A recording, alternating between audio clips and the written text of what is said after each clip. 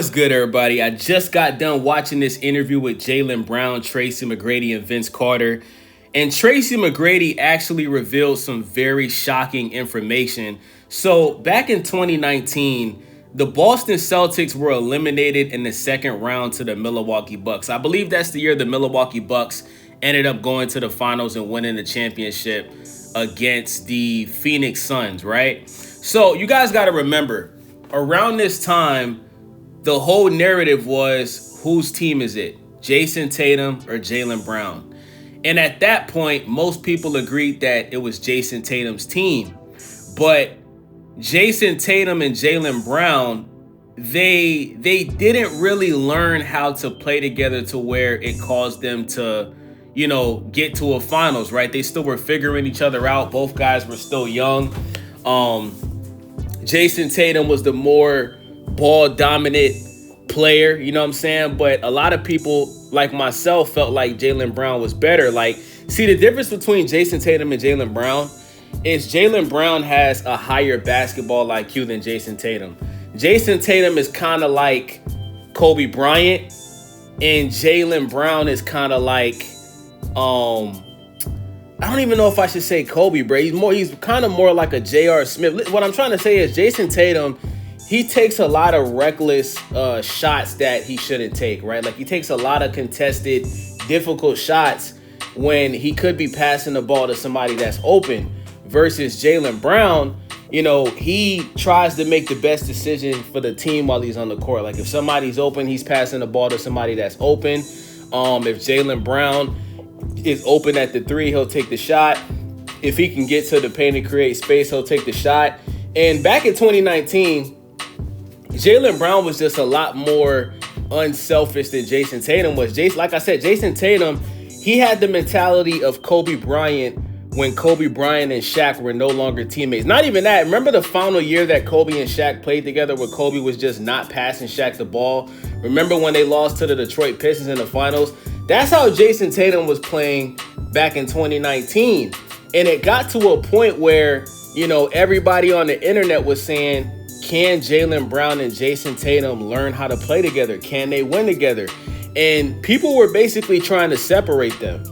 It got to a point where Jaylen Brown was actually going on Twitter and he was liking and reposting people saying that if Jaylen Brown was to go to another team, he could be the number one option. Jaylen Brown was actually entertaining these comments from basketball fans. And it goes to show that back then, Jaylen Brown and Jason Tatum probably were not friends with each other. Their egos were clashing. And the same thing that happened with LeBron and Kyrie and Kobe and Shaq, that was what was going to happen back in 2019. But Jaylen Brown had a conversation with Tracy McGrady, who's my favorite basketball player of all time. And Tracy McGrady told Jaylen Brown, listen, if you go to another team, you're not going to find what you have here. What you have here in Boston, you have something special. You're on a team with another player to where you and this guy can win multiple championships, and you just have to keep playing together, and you guys are going to get the job done. It's going to take time. Both of you guys are still young, but if you leave this team and you go somewhere else, it's going to be the biggest mistake of your career. And the reason why Tracy McGrady told this to Jaylen Brown is because, remember, Tracy McGrady and his cousin Vince Carter, they were on the same team on the Toronto Raptors. They could have possibly won multiple championships together.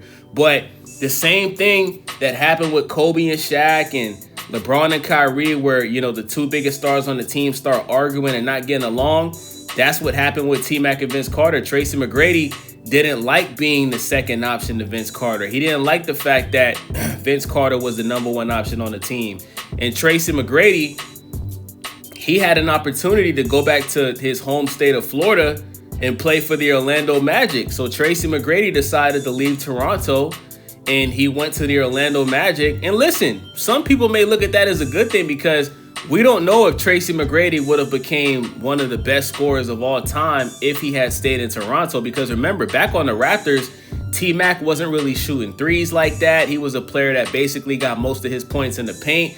When he went to the Orlando Magic, that's when we seen Tracy McGrady was like basically the best scorer in the NBA, bro. Shooting threes, contested threes, like just going crazy. That's when he had those years where he was the highest scorer in the NBA. I think he did it 2 or 3 times. So shout out to Tracy McGrady, because Jaylen Brown and Jason Tatum, they ended up going to the NBA Finals. They won a championship. Jaylen Brown became the Eastern Conference Finals MVP. He also became the regular Finals MVP. And now these guys are NBA champions. And you never know, they could have won last year before Tatum tore his Achilles. So, this is a team, bro, that, they have so much more years to win more championships. And now, fast forward, Jaylen Brown is the #1 option for the Boston Celtics. You know what I'm saying? Like, there's no wondering whose team is it anymore. It's clearly Jaylen Brown's team. And, these guys have finally figured out how to play with each other. They're not letting their egos get in the way. And, they have a great team in Boston, man. I would like to see Jaylen Brown and Jason Tatum finish their career together.